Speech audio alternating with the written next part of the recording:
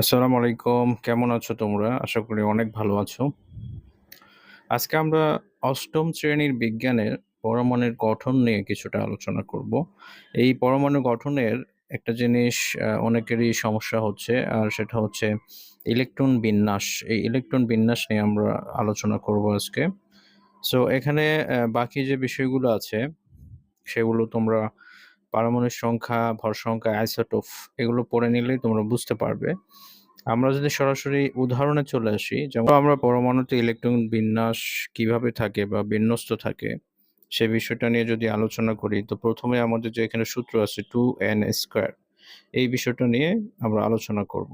So কক্ষপথকে আমরা ১, ২, ৩ এই ক্রমিক নম্বর দিয়ে আমরা সাজাবো, আর বাকিগুলো যেটা থাকবে সেটা সূত্রের মধ্যে বসিয়ে দিলেই চলে আসবে যে কোন কক্ষপথে কতটা সর্বোচ্চ ক্ষমতা আছে। n² এটাকে নেই, তাহলে যদি আমার প্রথম কক্ষপথ ধরি, তাহলে আমাদের ইলেকট্রনের সর্বোচ্চ সংখ্যা হবে ২। ঠিক আছে? এই প্রথম কক্ষপথে সর্বোচ্চ ২টা বসবে। তারপরে 2n এর উপরে এখানে 2² যদি দেই, তাহলে আমাদের সর্বোচ্চ ইলেকট্রন সংখ্যা হবে ৮টি। ঠিক আছে? এটা যদি আমরা 2, 3² দেই, তাহলে আমাদের সর্বোচ্চ ইলেকট্রন সংখ্যা কতটা হবে?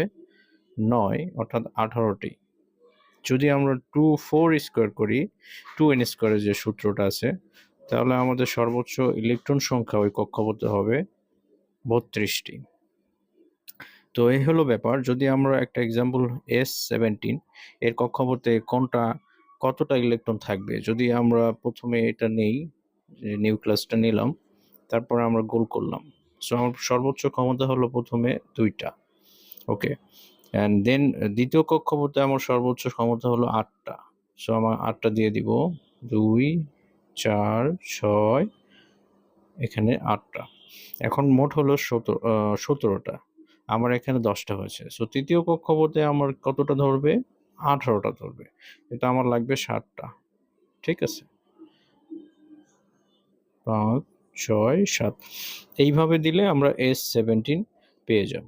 সো কক্ষপথের যে সূত্রটা আছে 2n², এটা দিয়ে তুমি যেকোনো কক্ষপথের সর্বোচ্চ মানটা তুমি বের করতে পারবে, অথবা তুমি প্রথম ৩টা কক্ষপথের ক্রমিক যে সিরিজ আছে সেটা মনে করেও তুমি এটা মনে রাখতে পারো। লাইক অ্যা অ্যা প্রথমে ২, ৮, ১৮ এই সিরিজটা তুমি মনে রাখো, তাহলে কক্ষপথে কোনটা কতটা বসবে এটা নিয়ে আর সমস্যা হবে না।